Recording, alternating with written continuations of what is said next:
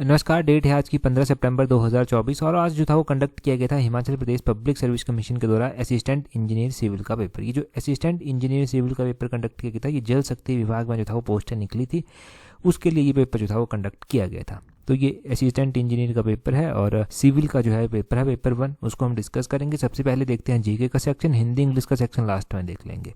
सबसे पहला क्वेश्चन देखिए, बोलते हैं डुंगरी मंदिर जो कि कुल्लू में है, बोलते हैं houses the images of the goddess. तो बोलते हैं कि कुल्लू में जो डुंगरी माता का मंदिर है वो किस, वहाँ पर कौन सी माता की जो है मूर्ति स्थापित है, तो वहाँ पर हडिम्बा माता की मूर्ति स्थापित है। ऑप्शन बी जो है वो सही आंसर है।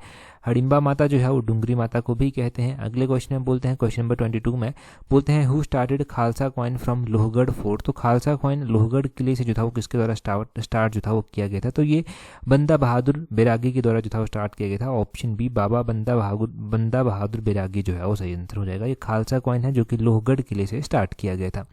आगे बोलते हैं who led the Naldehra golf course in 1903। देखो नालदेरा गोल्फ कोर्स शिमला में है और 1903 में इसकी फाउंडेशन रखी गई थी। ये लॉर्ड कर्जन के द्वारा रखी गई थी, जो कि ऑप्शन में नहीं दिया गया है, तो ऑप्शन डी जो है वो सही आंसर हो जाएगा। इजीली अनुमान लगाया जा सकता था कि 1903 के आसपास जो था वो कर्जन ही जो था वो वाइसराय हुआ करती थी, तो ऑब्वियसली उनके द्वारा ही इसकी फाउंडेशन रखी गई होगी।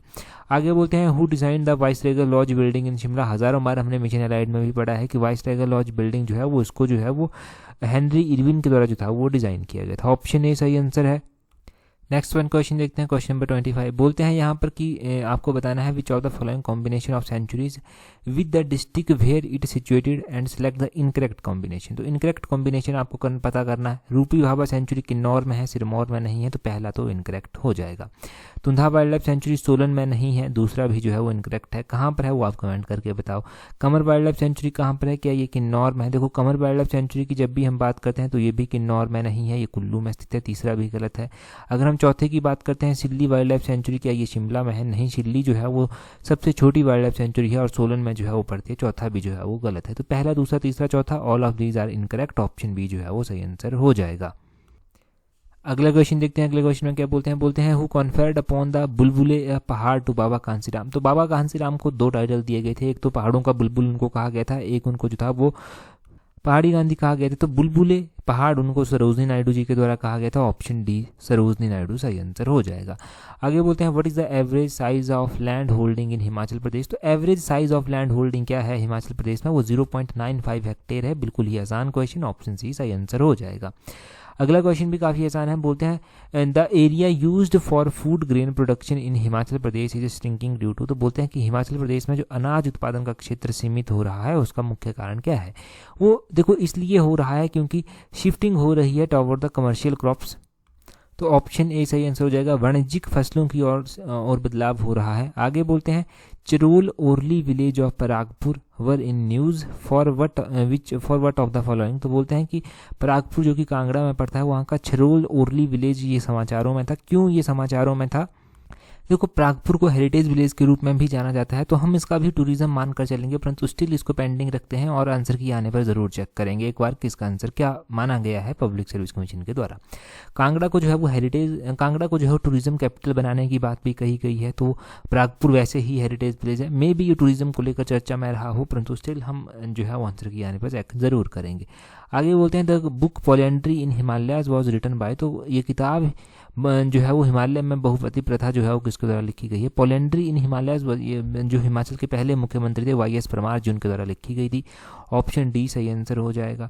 आगे बोलते हैं who among the following lamas entertain people by acting plays and chanting legend. तो बोलते हैं कि निम्नलिखित में से कौन से लामा नाटकों द्वारा एवं दंत कथाओं के अभिनय से लोगों का मनोरंजन करते हैं? तो ये होते हैं भुजेन लामाज। भुजेन लामा इनको कहते हैं। ऑप्शन बी भुचेन इस तरह से जो है उनको लिखा जाता है, ये एंटरटेन करते हैं। अगले क्वेश्चन में क्या बोलते हैं time will tell is related to Shimla on account of what of the following. तो देखो टाइम विल टेल जो था ये पहला प्ले था जो गेयटी थिएटर में किया गया था। First play put on in the Gaiety Theatre. Option B जो है वो सही आंसर हो जाएगा। बस गेयटी थिएटर देख लिया एक बार। गेयटी थिएटर में हमने क्या पढ़ा है, हमने क्वेश्चन इस तरह से पढ़ा है कि पहला प्ले जो गेयटी थिएटर में किया गया था वो कौन सा था, तो हमने टाइम विल टेल पढ़ा है। बस यहाँ पर क्वेश्चन को घुमा लिया गया है थोड़ा सा और वही क्वेश्चन कोई बहुत ज़्यादा टफ है भी नहीं। अगले क्वेश्चन में बोलते हैं in the year 1930 Edward Dyer set up a first brewery in Himachal Pradesh to produce beer at. तो बोलते हैं कि सन 1930 में अंग्रेज एडवर्ड डायर ने जो है वो भारत में किस स्थान पर बियर बनाने के लिए पहली भट्टी ब्रूअरी जो है वो स्थापित की थी, तो वो कसौली में स्थापित उनके द्वारा की गई थी। कसौली, ऑप्शन बी जो है वो सही आंसर हो जाएगा। आगे बोलते हैं which of the following was not the main demand of Kunihar struggle started by Kunihar Prajamandal.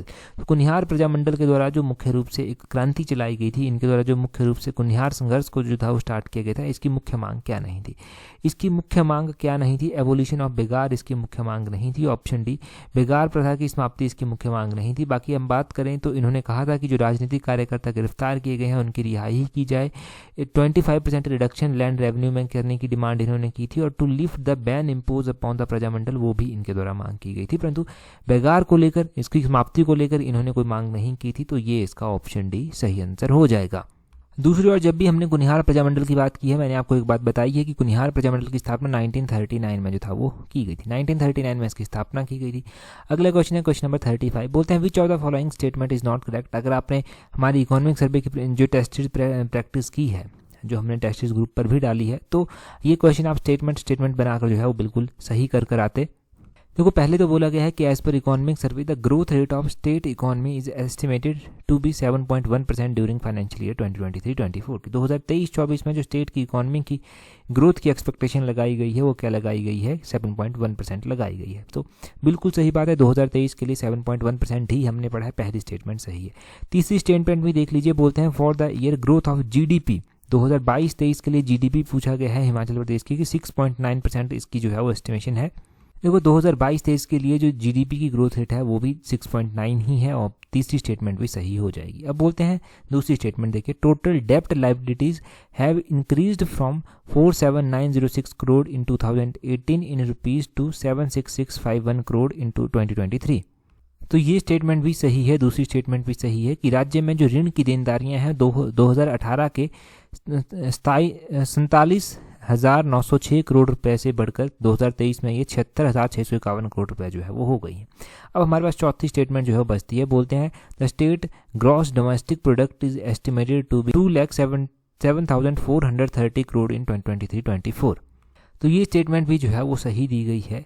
Himachal Pradesh में 2023-24 में अगर हम सकल घरेलू उत्पाद की बात करते हैं तो वो 2,07,430 करोड़ रुपए अनुमानित है, तो ये भी सही है। तो यहाँ पर क्या पूछा गया था, कौन सा कथन असत्य है यानी कि गलत है? तो इनमें से कोई भी गलत नहीं है, option D none of these सही आंसर हो जाएगा। अगला क्वेश्चन देखिए क्या बोलते हैं, यहाँ पर बोलते हैं सर्वत्र multi span mobile system is designed and developed by. तो बोलते हैं कि सर्वत्र जो कि एक गतिमान मल्टी स्पैन एक प्रक्रिया है, इसको किसके द्वारा डिजाइन और विकसित किया गया है? तो इसको जो है वो armament and combat engineering system ACE of DRDO के द्वारा किया गया है, ऑप्शन बी सही आंसर है। अगले क्वेश्चन में बोलते हैं in coastal areas during the night winter blows from land to sea because of. तो बोलते हैं कि तटीय क्षेत्रों में रात के समय वायु का बहाव जो है वो जमीन से समुद्र की ओर होता है। क्यों होता है? क्योंकि water cool slower then land, option A जो है वो सही आंसर होगा। आगे बोलते हैं from the point of view of commerce, बोलते हैं the busiest ocean of the world is. तो अगर हम कॉमर्स पॉइंट ऑफ व्यू से बात करते हैं तो सबसे व्यस्त महासागर जो है वो कौन सा है? वो है Atlantic Ocean, option C B जो है वो सही आंसर होगा।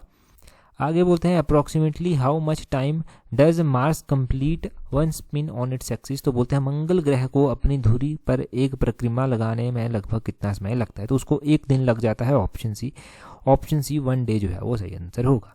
आगे बोलते हैं which article of constitution of India directs the state to make effective provision for securing the right to work. तो बोलते हैं कि संविधान की कौन सी धारा के अनुसार कार्य का अधिकार देने के लिए निर्देशित किया गया है? तो आर्टिकल 41 में ये किया गया है, ऑप्शन डी सही आंसर होगा। 41 में बोलते हैं who among the following was the religious Guru of Shivaji. तो शिवाजी के जो धार्मिक गुरु थे वो थे रामदास, ऑप्शन ए जो है वो सही आंसर हो जाएगा। रामदास जो था वो थे। आगे बोलते हैं who initiated the India's look east policy. तो भारत की जो लुक ईस्ट पॉलिसी थी उसका आरंभ किया गया था PV नरसिम्हा राव जी के द्वारा, ऑप्शन डी जो है वो सही आंसर होगा। आगे 43 में बोलते हैं who propounded the theory of hegemony. तो थ्योरी ऑफ हेगमनी, ये जो हेगमनी की थ्योरी थी, ये सिद्धांत किसके द्वारा दिया गया था? ये दिया गया था अंतोनियो ग्राम्सी के द्वारा, अंतोनियो ग्राम्सी, ऑप्शन सी जो है वो सही आंसर हो जाएगा। अच्छा, अगर आपका कोई सा भी पेपर 1 है उसकी तैयारी आप कर रहे हैं तो पेपर 1 के लिए टेस्ट सीट्स जो है वो प्रैक्टिस कर सकते हैं। टेस्ट सीट्स का लिंक नीचे डिस्क्रिप्शन बॉक्स कमेंट बॉक्स में दिया गया है, वहाँ से आप इजीली प्रैक्टिस कर सकते हैं। डेफिनेटली बहुत ज़्यादा हेल्प आपको वहाँ से मिलने वाली है और अच्छी खासी प्रैक्टिस भी हो जाएगी। 14 नंबर क्वेश्चन में बोलते हैं in which Congress session Indian National Congress was splitted into 2 groups extremist and moderates. तो बोलते हैं कि भारतीय राष्ट्रीय कांग्रेस किस वर्ष किस सम्मेलन में जो है वो नरमपंथी और चरमपंथी समूहों में विभक्त हो गई थी। तो ये सूरत का सेशन हुआ था 1907 का, ये हमने हज़ारों बार पढ़ा है कि सूरत के सेशन में ये अलग हो गई थी। आगे बोलते हैं which of the following is not the cause of revolt of 1857। तो 1857 की क्रांति का जो कारण था वो क्या नहीं था, नॉट द काउज पूछा गया है। तो पार्टीशन ऑफ बंगाल तो बाद में चलकर हुआ था, तो तीसरा सही आंसर हो जाएगा, ओनली 3 ऑप्शन डी जो है वो सही आंसर हो जाएगा। आगे बोलते हैं यहाँ पर कि यहाँ पर दिया गया है पैरासल और स्प्रिटले आइलैंड है, ये डिस्प्यूटेड टेरिटरीज हैं किसके बीच में, तो ये ताइवान, वियतनाम और चाइना के बीच में डिस्प्यूटेड है। पहला, दूसरा और तीसरा सही आंसर हो जाएगा।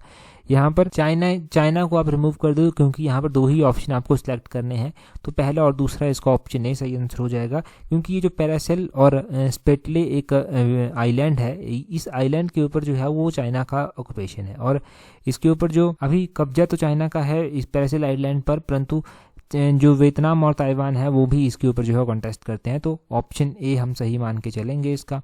अगले क्वेश्चन में क्या बोलते हैं 47 में बोलते हैं arrange the following in ascending order in term of largest agriculture import of India. तो असेंडिंग ऑर्डर में इनको अरेंज करना है आपको, इसको पेंडिंग रखते हैं क्योंकि ऐसे क्वेश्चंस में ना छोटी छोटी मिस्टेक्स हो जाती हैं, तो इसको पेंडिंग रखते हैं, आंसर की आने पर इसको चेक करेंगे।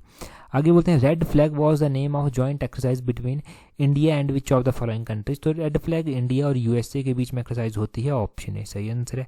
एल नीनो के बारे में क्वेश्चन पूछा गया है, El Nino is a name given to periodic development of warm ocean current along the coast along the following coast. तो ये कोस्ट ऑफ पेरू पे, जो पेरू का कोस्ट है वहाँ पर एल नीनो एक नियतकालीन गर्म महासागरीय धारा को नाम दिया गया है।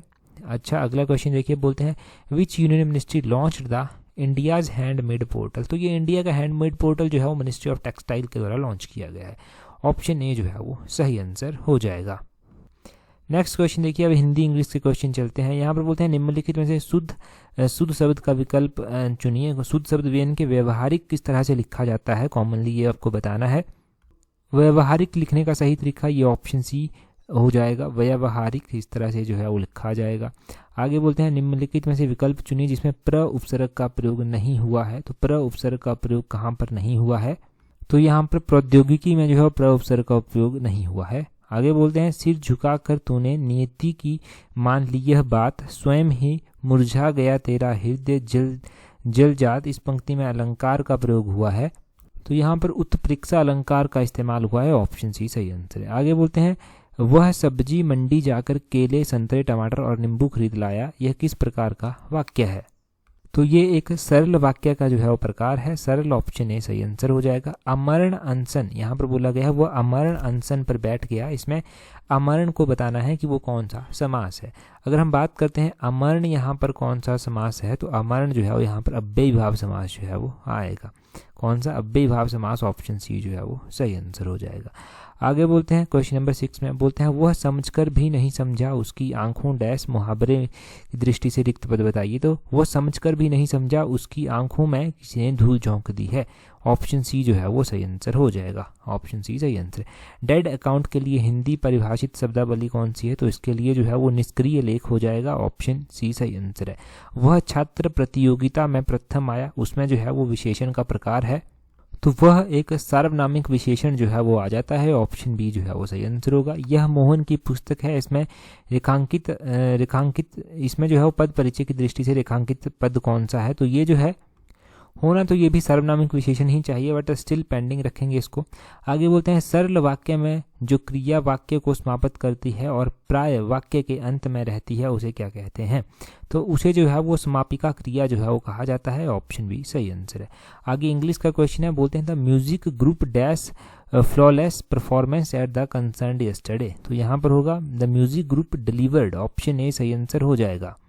अगले क्वेश्चन में बोला गया है, बोलते हैं choose the appropriate option to complete the sentence. तो यहाँ पर आपको अप्रोप्रिएट ऑप्शन जो है वो चूज करनी है।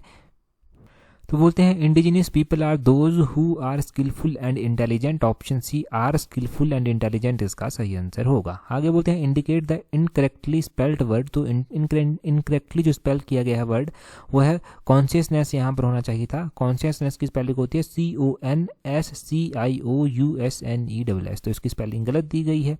आगे बोलते हैं choose the correct synonym of assuages, तो एसयूजेस की जो यहाँ पर साइनोनियम सही आंसर होगा तो उसका एलिविएट सही आंसर हो जाएगा। एलिविएट ये होता क्या है, एसयूजेस एक तरह से शांत करना ही कह लीजिए, ये इसका मतलब होता है। आगे क्या बोलते हैं choose the appropriate option to complete the sentence, I am dash things for from friends, तो I am averse of borrowing, averse to borrowing होगा, to borrowing, averse to borrowing things from friends, option D सही answer होगा। Change the following into active voice हो जाएगा, the committee members have been honoured by the chairperson, इसका हो जाएगा। तो आगे हो जाएगा the chairperson has honoured the committee members, option A सही आंसर है। आगे बोलते हैं choose the correct indirect form of the following, तो इनडायरेक्ट फॉर्म यहाँ पर he said to me are you ready to join the team, यहाँ पर बोलते हैं he asked me whether I was ready to join the team, option B सही answer है। आगे बोलते हैं choose the option with indicates the segment containing an error, तो बोलते हैं leading actor explained why they prefers to stay away from the limelight, तो यहाँ पर हो जाएगा prefers to stay away, option C जो है वो सही आंसर होगा इसका। तो इसका हो जाएगा, आगे देखिए अरेंज करना है, इसका हो जाएगा I had appeared as a guest on the show in the previous 2 sessions and loved its energy, option D इसका 53142 सही आंसर हो जाएगा। आगे बोलते हैं इंडिकेट द करेक्ट सेंटेंस, तो इंडिकेट द करेक्ट सेंटेंस यहाँ पर बताना है, इसका हो जाएगा option A reading 5 books in a day are really difficult, यहाँ पर होगा reading 5 books in a day is really difficult, option A सही आंसर इसका हो जाएगा। ठीक है जी, ऑप्शन ए इसका सही आंसर है। और साथ में ही देखो अगर आप तैयारी कर रहे हैं तो टेस्ट सीरीज का मैंने बता दिया है, बाकी व्हाट्सएप ग्रुप हमारा ज्वाइन कर लें। टेलीग्राम पर ज्वाइन करने के लिए अपने टेलीग्राम से @allexam31 सर्च करना, टेलीग्राम ग्रुप आपको हमारा मिल जाएगा। टेलीग्राम पर व्हाट्सएप का ग्रुप मिल जाएगा, टेस्ट सीरीज ग्रुप का लिंक मिल जाएगा, वहाँ पर ज्वाइन कर लेना। That's all, thank you very much for watching and listening, very patience.